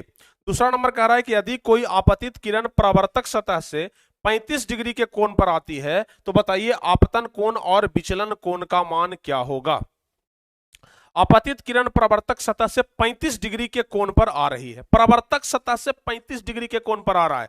ध्यान से समझिएगा, यह मान लिया जाए कि है परावर्तक सतह, और यह हो गया आपतित किरण, यह हो गया परावर्तित किरण, और मान लेते हैं कि यह हो गया अभिलंब। ठीक है, क्या कह रहा है, यदि कोई आपतित किरण परावर्तक सतह से 35 डिग्री के कोण पर आ रहा है, ई परावर्तक सतह है और ई है, और इसका 35 डिग्री इधर वाला हो गया, समझ गए ना, 35 डिग्री के कोण पर आ रहा है तो 35 डिग्री हो गया। अब आप लोग को पता है, क्या पता है सर, पता यह है कि यहां से यहां तक है 90 डिग्री, और 90 में इधर हो गया 35, तो ई कितना हो जाएगा, आपतन कोण कितना हो जाएगा। तो सबसे पहले हम लोग आपतन कोण का मान निकाल लेंगे ना। आपतन कोण बराबर क्या हो जाएगा, जरा ध्यान से बताइए आप लोग। आपतन कोण बराबर क्या हो जाएगा जी, आपतन कोण बराबर क्या हो जाएगा, आपतन कोण बराबर, चूंकि हम जानते हैं कि ई अभी लंब है तो 90 डिग्री है, और 35 डिग्री इधर हो गया, तो ई बीचवा में जो ई बच गया, ई कितना डिग्री हो जाएगा, 90 में से 35 घटा देंगे, तो आपतन कोण बराबर क्या हो जाएगा, 90 डिग्री माइनस 35 डिग्री, तो 90 में से 35 जाएगा तो कितना बचेगा, 55 डिग्री बचेगा। बताइए फटाफट से, 55 डिग्री बचेगा ना।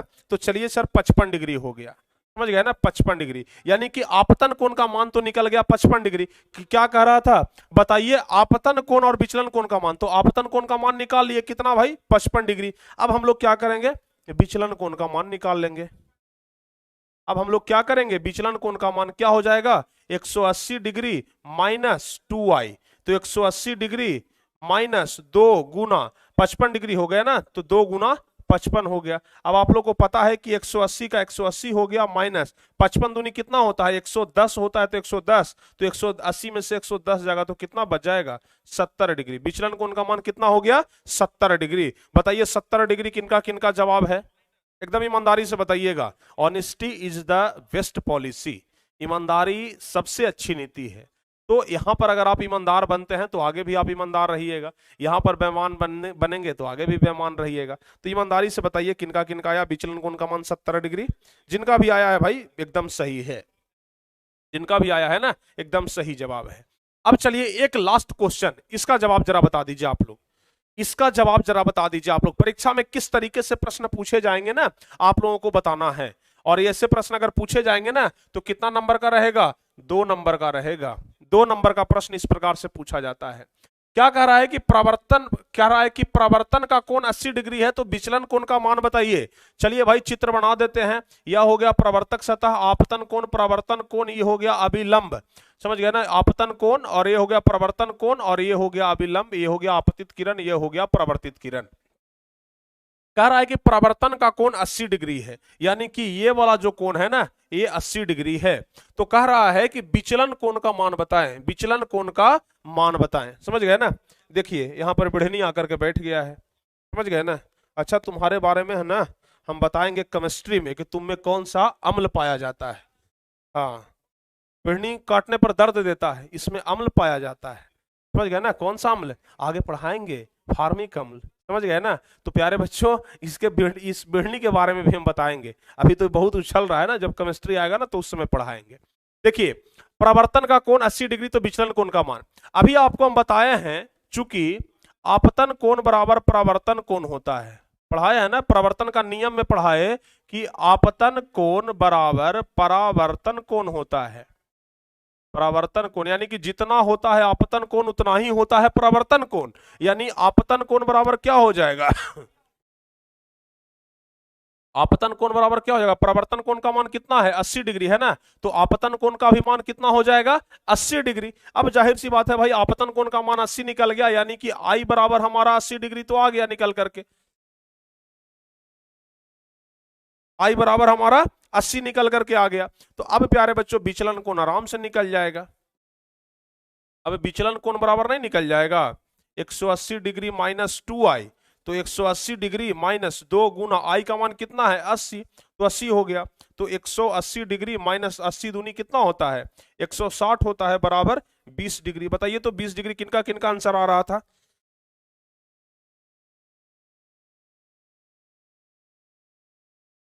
110। बहुत सारे बच्चे ना बता रहे होंगे 110, जो कि गलत है। चलिए फटाफट से सारे बच्चों का हो गया। चलिए 20 डिग्री सबका सही जवाब हुआ ना, 20 डिग्री सबका सही हुआ। चलिए भाई 20 डिग्री सबका सही हुआ, किसी का गलत तो नहीं है ना, किसी का गलत नहीं है सर। चलिए तो इस प्रकार से आपके परीक्षा में सवाल पूछे जाएंगे, आप लोग जरूर उसको बना लेंगे। अब चलिए आगे बढ़ते हैं और प्रतिबिंब के बारे में बताते हैं प्यारे बच्चों। किस चीज के बारे में, प्रतिबिंब के बारे में बताते हैं। प्रतिबिंब मतलब समझते हैं, कितने बच्चे समझते हैं जरा बताइए तो, प्रतिबिंब मतलब कितने बच्चे समझते हैं, जरा एकदम ईमानदारी से बताइएगा। हाँ जल्दी जल्दी से बताइए, प्रतिबिंब मतलब कितने बच्चे समझते हैं। प्रतिबिंब मतलब समझ में नहीं आता है, हैं? प्रतिबिंब मतलब आप लोग को लगता है कि समझ में नहीं आता है, चलिए हम आपको बताते हैं। अब प्रतिबिंब मतलब देखिए क्या होता है। ये हमारे हाथ में आप लोग क्या देख रहे हैं भाई, आप लोग कहेंगे कि सर जी ऐनक देख रहे हैं। आप लोग ना देखिए सामने आपको कैमरा तैमरा सब दिखाई दे रहा होगा, ये क्या है जी, ऐनक है।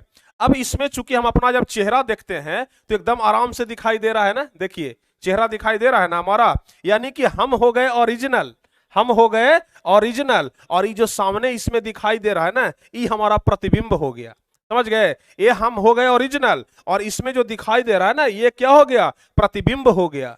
समझ गए, ये क्या हो गया भाई, ये प्रतिबिंब हो गया। समझ गए, हम हो गए ओरिजिनल, और ये इसमें जो हमारा चेहरा दिखाई दे रहा है ना, प्रतिबिंब हम लोग देख रहे हैं। अच्छा अब जरा बताइएगा, आप लोग को एकदम प्रैक्टिकली समझाएंगे, कहीं भी थोड़ा सा भी डाउट नहीं रह जाएगा, एकदम प्रैक्टिकली समझेंगे।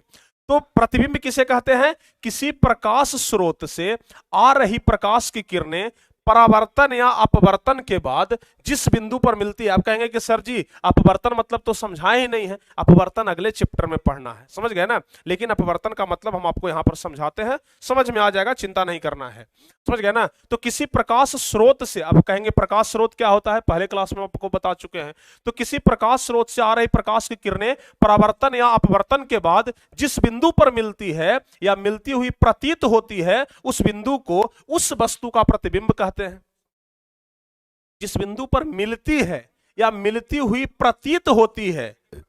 अब बताइए जरा, अगर मिल रहा है तो वास्तविक बात है भाई, मिल रहा है। जैसे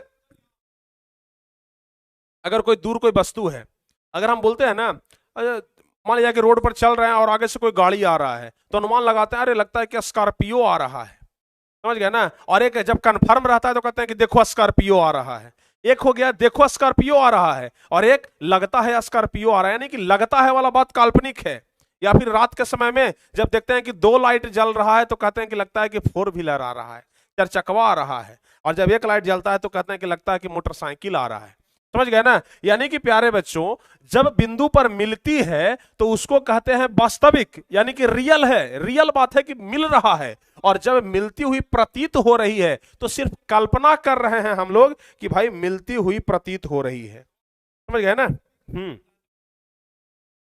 समझ गए ना, मिलती हुई प्रतीत हो रही है। तो ध्यान से समझिएगा, तो यह जो प्रतिबिंब है ना, यह दो प्रकार के होते हैं, वास्तविक प्रतिबिंब और काल्पनिक प्रतिबिंब। अगर वास्तविक में मिल रहा है तो वास्तविक, और मिलती हुई प्रतीत हो रही है तो काल्पनिक। समझ गए, वास्तविक में मिल रहा है तो वास्तविक प्रतिबिंब, और मिलती हुई प्रतीत हो रही है तो काल्पनिक प्रतिबिंब। समझ में आ गया, समझ में आ गया ना। चलिए अब आगे बढ़ते हैं, वास्तविक प्रतिबिंब क्या होता है और काल्पनिक प्रतिबिंब क्या होता है जरा बता देते हैं। हालांकि आपको समझ में तो आ ही गया ना, जब वास्तविक में मिल रहा है तो वास्तविक, और मिलता हुआ प्रतीत हो रहा है तो काल्पनिक। तो वास्तविक प्रतिबिंब का परिभाषा, कभी कभी परीक्षा में पूछ देता है कि वास्तविक प्रतिबिंब का परिभाषा बताइए, तो ध्यान से समझिएगा। किसी प्रकाश स्रोत से आ रही प्रकाश की किरणें परावर्तन या अपवर्तन के बाद जिस बिंदु पर मिलती है उस बिंदु को उस वस्तु का प्रतिबिंब कहते हैं। उस बिंदु को प्रतिबिंब नहीं कहते हैं, ऐसा मत बोल दीजिएगा कि उस बिंदु को प्रतिबिंब कहते हैं, नहीं, उस बिंदु को जहां पर मिल रहा है, क्योंकि जहां पर मिलता है ना प्रतिबिंब वहीं पर बनता है, तो उस बिंदु को उस वस्तु का प्रतिबिंब कहते हैं। ऐसा नहीं बोल दीजिएगा कि उस बिंदु को प्रतिबिंब कहते हैं, बिंदु को प्रतिबिंब नहीं कहते हैं, बल्कि उस बिंदु को उस वस्तु का प्रतिबिंब कहते हैं जिस वस्तु का प्रतिबिंब बन रहा है। समझ गए? तो किसी प्रकाश स्रोत से आ रही प्रकाश की किरणें परावर्तन या अपवर्तन के बाद जिस बिंदु पर मिलती है उस बिंदु को उस वस्तु का वास्तविक प्रतिबिंब कहते हैं। और ध्यान रखिएगा, वास्तविक प्रतिबिंब को पर्दे पर प्राप्त किया जा सकता है। अब जब सिनेमा हॉल में जाते हैं तो बोलते हैं ना कि पर्दा पर सिनेमा देख करके आ रहे हैं, बोलते हैं कि नहीं बोलते हैं कि पर्दा पर सिनेमा देख करके आ रहे हैं? तो अरे भाई, पर्दा पर जब सिनेमा देख करके आ रहे हैं तो पर्दे पर कौन सा प्रतिबिंब बनता है? वास्तविक प्रतिबिंब बनता है। इसे पर्दे पर प्राप्त किया जा सकता है। अच्छा, अब चलिए काल्पनिक प्रतिबिंब जरा समझा देते हैं। यानी कि काल्पनिक प्रतिबिंब को अंग्रेजी में बोलते हैं वर्चुअल इमेज। क्या बोलते हैं? वर्चुअल इमेज बोलते हैं। समझ में आया? समझ गया ना? बस थोड़ा सा और पढ़ाएंगे, ज्यादा अब नहीं है। 2-3 स्लाइड लगता है कि और बच गया है। हाँ, 2 स्लाइड, मात्र 2 स्लाइड और बच गया है, अब ज्यादा नहीं है। समझ गया ना? उसके बाद क्लास खत्म हो जाएगा। देखिए, काल्पनिक प्रतिबिंब क्या है? किसी प्रकाश स्रोत से आ रही प्रकाश की किरणें परावर्तन या अपवर्तन के बाद जिस बिंदु पर मिलती हुई प्रतीत हो रही है, लग रहा है कि मिल रहा है लेकिन वास्तविक में मिल नहीं रहा है।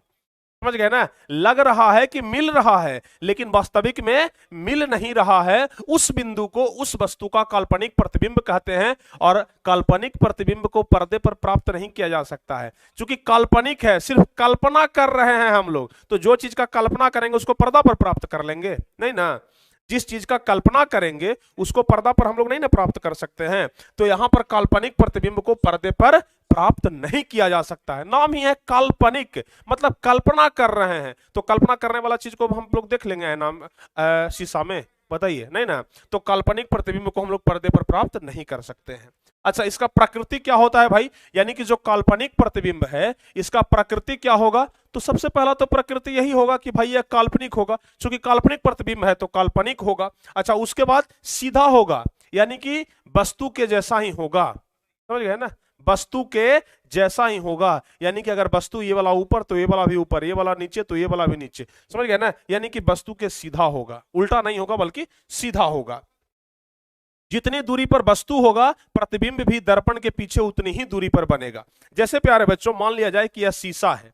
समझ गए ना? अब जरा ध्यान से समझिएगा, ध्यान से समझिएगा। हम इस शीशा से मान लिया जाए कि 2 फीट की दूरी पर हैं। हम इस शीशा से मान लिया जाए कि 2 फीट की दूरी पर हैं, तो आप लोग देख रहे हैं कि इस शीशा के अंदर में, आईना के अंदर में 2 फीट की दूरी पर हमारा उधर प्रतिबिंब बन रहा है। समझ में आ रहा है? इस शीशा से हम 2 फीट की दूरी पर हैं तो प्रतिबिंब भी 2 फीट की दूरी पर बन रहा है। समझ गए ना? तो इसी चीज को कहा जा रहा है, इसी चीज को हम लोग कह रहे हैं। क्या कह रहे हैं? कि जितनी दूरी पर वस्तु होगा प्रतिबिंब भी दर्पण के पीछे उतनी ही दूरी पर बनेगा। समझ गए? उसके अलावा वस्तु का आकार और प्रतिबिंब का आकार समान होगा। वस्तु का आकार और प्रतिबिंब का आकार समान होगा। जैसे जरा ध्यान से समझिए, ये हो गया शीशा, एकदम एक्सपेरिमेंट कर करके आज पढ़ाएंगे। और मान लिया जाए कि हम इस पेन को, इस कलम को, चलिए और बड़ा कर लेते हैं। यह मान लिया कि मोबाइल है, हम इस मोबाइल का पिक्चर इसमें देख रहे हैं। समझ गए ना? जैसे देखिए, तो जितना बड़ा मोबाइल है ना, इस शीशा में उतना ही बड़ा मोबाइल दिखाई पड़ेगा, ना छोटा दिखाई पड़ेगा ना बड़ा दिखाई पड़ेगा। जितना बड़ा वस्तु उतना बड़ा प्रतिबिंब, जितना बड़ा प्रतिबिंब उतना ही बड़ा वस्तु। समझ गए ना? तो ध्यान से जरा समझिएगा, क्या कह रहा है? जो काल्पनिक प्रतिबिंब होता है, वस्तु का आकार और प्रतिबिंब का आकार एकदम समान होता है। समझ गए ना? वस्तु का आकार प्रतिबिंब का आकार समान होता है। आगे जब हम आपको समतल दर्पण पढ़ाएंगे ना तब बताएंगे कि समतल दर्पण है। अभी तो हम लोग जानते हैं कि सिर्फ शीशा है, लेकिन आगे बताएंगे कि शीशा नहीं बल्कि समतल दर्पण है। समझ गए ना? अच्छा, और ये पार्श्विक उल्टा प्रतिबिंब बनेगा। अब पार्श्विक उल्टा मतलब क्या होता है बच्चों, आगे आपको पता चलेगा। पार्श्विक उल्टा मतलब क्या होता है ना, आगे बताएंगे। और पार्श्विक उल्टा प्रतिबिंब बनेगा, 2 बार लिखा गया है, तो पार्श्विक उल्टा प्रतिबिंब बनेगा। समझ गए? तो यहां तक आप लोग को समझ में आ गया। काल्पनिक प्रतिबिंब के बारे में समझ में आ गया? अच्छे तरीके से बताइए, काल्पनिक प्रतिबिंब के बारे में समझ में आ गया ना? चलिए। चलिए, काल्पनिक प्रतिबिंब मतलब समझ में आ गया सर। अब बढ़ते हैं प्यारे बच्चों आगे, और आपके परीक्षा के लिए जो सबसे ज्यादा इंपॉर्टेंट क्वेश्चन है वास्तविक और काल्पनिक प्रतिबिंब टॉपिक में, वह है कि वास्तविक प्रतिबिंब और काल्पनिक प्रतिबिंब में अंतर लिखें। अंतर लिखना है बच्चों, समझ गए ना? काल्पनिक प्रतिबिंब और वास्तविक प्रतिबिंब में अंतर लिखना है। तो अंतर कैसे लिखेंगे? अंतर लिखने का सही तरीका क्या होता है? अगर परीक्षा में अंतर लिखने के लिए आ जाए ना, तो अंतर लिखने का सही तरीका होता है कि कॉपी का जो पन्ना होता है ना, उसको दो भाग में बांट दीजिए। क्या करना है आप लोग को देखिए बता देते हैं हम। जैसे मान लिया जाए कि ये डायरी है, ठीक है ना?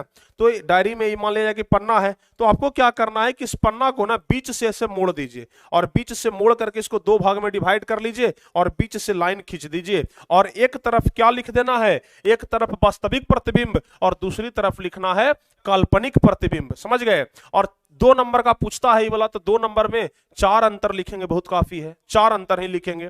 पहला अंतर हो जाएगा, चूंकि वास्तविक प्रतिबिंब है तो ये वास्तविक कटान से बनेगा। कटान मतलब समझते हैं ना, कटता है जो, समझ गए? तो ये वास्तविक कटान से बनेगा। और एक काल्पनिक प्रतिबिंब है तो ये काल्पनिक कटान से बनेगा। एकदम पहला अंतर सिंपल है। वास्तविक प्रतिबिंब हम आपको बताए कि हमेशा उल्टा बनता है, जबकि काल्पनिक प्रतिबिंब के बारे में क्या बताए कि यह सीधा होगा। यानी कि काल्पनिक प्रतिबिंब कैसा बनेगा जी? सीधा बनेगा। काल्पनिक प्रतिबिंब सीधा बनता है। उसके अलावा इसे पर्दे पर उतारा जा सकता है। अभी हम आपको बताए कि पर्दा पर सिर्फ वास्तविक प्रतिबिंब ही बनता है, तो वास्तविक प्रतिबिंब को पर्दे पर उतारा जा सकता है, जबकि काल्पनिक प्रतिबिंब चूंकि कल्पना करने वाला चीज है तो इसको पर्दे पर नहीं उतारा जा सकता है। उसके बाद यह दर्पण के सामने बनता है, और काल्पनिक प्रतिबिंब दर्पण के पीछे बनता है। काल्पनिक प्रतिबिंब दर्पण के पीछे बनता है। तो बस ये 4 अंतर लिख देंगे, समझ गए ना? चलिए, बहुत बढ़िया बच्चों, बताइए यहां तक समझ में आ गया ना? अंतर अब आप लोग तो लिख लेंगे आराम से, अंतर में तो अब कोई दिक्कत नहीं होगा। अंतर आप लोग लिख लेंगे ना कि यह वास्तविक कटान से बनता है, काल्पनिक कटान से बनता है, यह हमेशा उल्टा बनता है, यह हमेशा सीधा बनता है, यह इसे पर्दे पर उतारा जा सकता है, इसे पर्दे पर नहीं उतारा जा सकता है, यह दर्पण के सामने बनता है, यह दर्पण से पीछे बनता है। समझ में आ गया? चलिए, अब सबसे लास्ट स्लाइड है ये वाला, सबसे अंतिम स्लाइड है, इसके बाद आपका अगला क्लास में। समझ गए ना?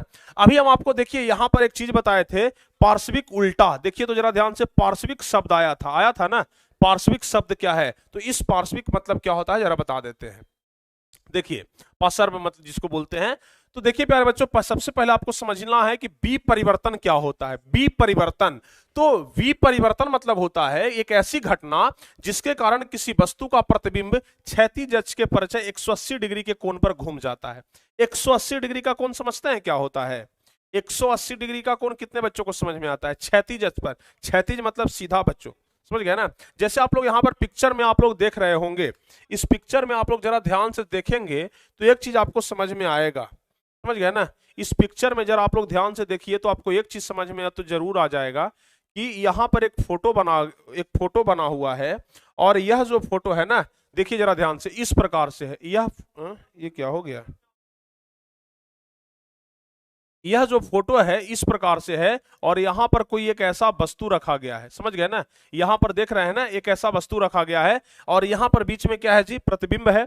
और इधर क्या हुआ है? 180 डिग्री पर घूम गया है। जैसे मान लिया जाए कि एक रेखा है, तो यहां से तो 180 डिग्री, यहां से लेकर के यहां तक होता है 180 डिग्री, ठीक है? तो देखिए 180 डिग्री पर घूम गया है, नीचे वाला ऊपर चल गया और ऊपर वाला उलट करके नीचे आ गया है, समझ गए ना? तो क्या हो गया? 180 डिग्री पर ही घूम गया है, समझ गए? 180 डिग्री पर क्या हो गया? घूम गया है। तो इसी को क्या कहते हैं हम लोग? वी परिवर्तन बोलते हैं। इसको हम लोग क्या बोलते हैं? वी परिवर्तन बोलते हैं। समझ में आया? बताइए, इसको क्या बोलेंगे? बी परिवर्तन। तो अगर बी परिवर्तन पूछते तो इसका जवाब क्या होगा? जवाब इसका यही होगा कि यह एक ऐसी घटना होती है जिसके कारण किसी वस्तु का प्रतिबिंब क्षैतिज अक्ष के परिचय 180 डिग्री के कोण पर घूम जाता है, अर्थात वस्तु का ऊपर वाला भाग नीचे हो जाता है। ऊपर वाला भाग नीचे हो गया मतलब बी परिवर्तन हो गया। अब सबसे लास्ट है आज के क्लास का, पार्श्व बी परिवर्तन किसे कहते हैं? पार्श्व। पार्श्व मतलब क्या होता है जरा ध्यान से समझिएगा, समझ गया ना? पार्श्व मतलब क्या होता है जरा ध्यान से समझिए। तो पार्श्व क्या होता है? एक ऐसी घटना जिसके कारण किसी वस्तु का प्रतिबिंब उदग्र अक्ष के परिचय 180 डिग्री के कोण पर घूम जाता है। यहां पर क्षैतिज अक्ष के परिचय घूम रहा था। क्षैतिज अक्ष मतलब ऐसे लंबा होता है उसको क्षैतिज बोलते हैं। और यहां पर उदग्र, प्यारे बच्चों ध्यान से समझिए, ऐसे होता है ना उसको क्षैतिज, ऐसे होता है उसको उदग्र बोलते हैं। तो उदग्र अक्ष के परिचय 180 डिग्री के कोण पर घूम जाता है, अर्थात दस्तु का दायां वाला भाग बायां हो जाता है। दायां वाला भाग क्या हो जाता है? बायां हो जाता है। ओ सॉरी, हम उल्टा बोल रहे हैं ना, क्षैतिज मतलब ऐसे होता है, उदग्र मतलब ऐसे होता है, हम बार बार उल्टा बोल रहे हैं। समझ गए ना? समझ गए? तो अब जरा ध्यान से समझिए, जैसे मान लिया जाए कि यहां पर एबीसीडी वाला आर लिखा गया है। अब देख रहे हैं कि प्रतिबिंब में उलट गया है, प्रतिबिंब में क्या हो गया? उलट गया, यानी कि दाहिना वाला भाग ऐसे था ना, यहां से मान लिया जाए कि ऐसे है, ठीक है, यहां से ऐसे है तो इधर आकर के इससे सीधा हो गया है, इधर सीधा है तो इधर उल्टा हो गया है। समझ गए? यानी कि क्या हो गया? दायां वाला भाग बायां, देखिए इधर दाहिना है तो इधर बायां में चला गया, इधर बायां है तो इधर दाहिना में, यानी कि दायां वाला भाग बायां हो गया। तो इसको हम लोग क्या बोलेंगे बताइए? दायां वाला भाग बायां हो गया तो इसको हम लोग क्या बोलेंगे? इसको बोलेंगे पार्श्व विपरिवर्तन। विपरिवर्तन में क्या होता है? 180 डिग्री पर घूम जाता है, ऊपर वाला भाग नीचे हो जाता है। विपरिवर्तन में ऊपर वाला भाग नीचे हो जाता है, और पार्श्व विपरिवर्तन में दायां वाला भाग बायां हो जाता है। बस अंतर इतना ही है। विपरिवर्तन में ऊपर वाला नीचे हो जाता है, 180 डिग्री पर घूमता है, लेकिन क्षैतिज अक्ष के परिचय, क्षैतिज अक्ष के लगभग घूमता है। लेकिन उदग्र अक्ष के परिचय कौन घूमता है? यह पार्श्व विपरिवर्तन, इसमें दायां वाला भाग बायां हो जाता है। बस अंतर इतना ही है, इसके अलावा कोई अंतर नहीं है। तो आप लोग को समझ में आया कि नहीं आया? आज के क्लास में प्यारे बच्चों बस इतना ही, समझ गए ना? आज के बाद जो कुछ भी बच गया उसे अब अगले क्लास में। तो अगले क्लास में प्यारे बच्चों क्या होने वाला है? दर्पण। अब अगले क्लास में आपका दर्पण शुरू हो जाएगा। जैसे अभी जो हमें शीशा दिखा रहे थे ना, ये कौन सा दर्पण है? ये कौन सा दर्पण है? आप लोग को कमेंट बॉक्स में बताना है, जिसमें हम लोग अपना चेहरा देखते हैं। ये कौन सा दर्पण है? आप लोगों को जवाब बताना है। और दर्पण के पीछे ये जो लेप लगा हुआ रहता है, ये जो लेप लगा हुआ रहता है, ये किस चीज का लेप रहता है? आप लोगों को बताना है कमेंट बॉक्स में। तो आपके कमेंट बॉक्स को हम चेक करेंगे कौन कौन बच्चे अंतिम तक देखे हैं। जो बच्चे अंतिम तक देखे होंगे बताएंगे कि दर्पण के पीछे किस चीज का लेप रहता है, और दूसरी बात ये कौन सा दर्पण है। तो दो चीज आपको बताना है कमेंट बॉक्स में, हम आपके कमेंट का इंतजार करेंगे। और साथ ही साथ आपको यह भी बताना है कि आज का यह क्लास आपको कैसा लगा। उम्मीद करते हैं कि एकदम अच्छा लगा होगा, उम्मीद करते हैं कि एकदम अच्छा लगा होगा। मस्त तरीके से आप लोग क्लास किए, समझ गए ना? जबरदस्त तरीके से आज का यह क्लास किए भाई। लगभग 1 घंटा 15 मिनट का क्लास चला है, बहुत ही जबरदस्त चला है। तो चलिए फटाफट से सारे बच्चे कमेंट बॉक्स में जरूर बताइएगा। प्लेन मिरर है सर, चलिए समतल दर्पण है सर, और पीछे किस चीज का लेप रहता है? सिल्वर का लेप रहता है। बहुत सारे बच्चे बता रहे हैं। अब सही क्या है गलत क्या है आप लोग कमेंट बॉक्स में जरूर बताइएगा। और साथ ही साथ बच्चों यह भी बताइएगा कि आज का यह क्लास आपको कैसा लगा। और आज का यह जो नोट्स है आपको व्हाट्सएप ग्रुप में मिल जाएगा। फिर से हम आपको व्हाट्सएप ग्रुप के बारे में बता देना चाहेंगे। जो बच्चे व्हाट्सएप ग्रुप में नहीं जुड़े हैं ना, आप लोग व्हाट्सएप ग्रुप में जरूर जुड़ जाएं। जो बच्चे व्हाट्सएप ग्रुप में नहीं जुड़े हैं, व्हाट्सएप ग्रुप में जरूर जुड़ जाएं। व्हाट्सएप ग्रुप में जुड़ने के लिए 81145320 पर कॉल करना है, या 9263991125 पर कॉल करना है। मात्र 99 रुपया लगेगा। फोन पे कर दीजिए, गूगल पे कर दीजिए, किसी दूसरे से करा दीजिए। आप लोग व्हाट्सएप ग्रुप में जरूर जुड़ जाएं, यहाँ पर आपको बहुत ज्यादा बेनिफिट होने वाला है। उसके अलावा अगर नोट्स लेना है तो एक सब्जेक्ट का 50 रुपया मात्र लगेगा। आप लोग आराम से नोट्स ले सकते हैं, और नोट्स में आपको वो चीज, वो मटेरियल मिलेगा जहां से क्वेश्चन सीधे सीधे आपके परीक्षा में टकराएंगे, आपके परीक्षा में लड़ेंगे। ऐसा नोट्स जिसका क्वेश्चन तुरंत आपको याद हो जाएगा, समझ गए ना? तो बिल्कुल आसान भाषा में, एकदम सिंपल भाषा में नोट्स आपको मिलेगा। नोट्स आप लोग जरूर ले लीजिएगा, और व्हाट्सएप ग्रुप में आप लोग जरूर जुड़ जाइएगा। तो कुल मिलाकर के आपको आज का क्लास कैसा लगा बच्चों, कमेंट बॉक्स में जरूर बताइएगा। और मिलते हैं हम अब अगली क्लास में एकदम बेहतरीन अंदाज में, एकदम इसी अंदाज में जिस अंदाज में हम आपको पढ़ा रहे हैं। तो अगली क्लास में मुलाकात होगी। आप लोग कमेंट करिएगा, हम आपका कमेंट जरूर पढ़ते हैं। आप लोग कमेंट नहीं करते हैं, जितने सारे भी बच्चे हैं ना, लाइव चैट में नहीं। लाइव चैट में तो क्लास जिस समय चलता है उस समय कमेंट करते ही हैं। कमेंट बॉक्स में बताइएगा कि आपको क्लास कैसा लग रहा है, समझ गए ना? तो कमेंट बॉक्स में आप लोग जरूर बताइएगा कि क्लास आपको कैसा लगा। कोई डाउट है तो डाउट कमेंट बॉक्स में पूछ लीजिएगा, हम जरूर बताएंगे। तो कमेंट आप लोग करना बिल्कुल ना भूले, कमेंट जरूर बताइए, कमेंट जरूर करिएगा, ठीक है ना? चलिए, Abhinandan Jha, Guman gaming, Ranjana Devi, Suruchi Nandani, Rakesh Kumar, Anup block, Salman Khan, Shubham gamer, Anita Kumari, Premnath Ram, Anup Yadav, Mohit Kumar, Nitin, study point 4 GK, Nina Bano, Kishan gaming, Sarvesh Kumar, Ankit Raj, Rishabh, UPSC lover, Ritu, sir math math तो 1 तारीख से शुरू हो जाएगा, क्यों चिंता कर रहे हैं। शिवम जी के क्वेश्चन। चलिए भाई, बहुत सारे बच्चे लगातार हमारे साथ देख रहे हैं, शुरू से लेकर के अंत तक हमारे साथ बने हुए थे। चलिए भाई, सभी लोगों को बहुत बहुत धन्यवाद कि आप लोग शुरू से लेकर के अंत तक हमारे साथ जुड़े रहे। तो आप लोग व्हाट्सएप ग्रुप में और नोट्स जरूर ले लीजिएगा, व्हाट्सएप ग्रुप में तो कम से कम जरूर जुड़िएगा आप लोग। तो मिलते हैं प्यारे बच्चों अगली क्लास में, और आज जो कुछ भी क्लास चला है हम व्हाट्सएप ग्रुप में उसका पीडीएफ डाल देंगे, ठीक है ना। आज की क्लास का पीडीएफ व्हाट्सएप ग्रुप में चला जाएगा।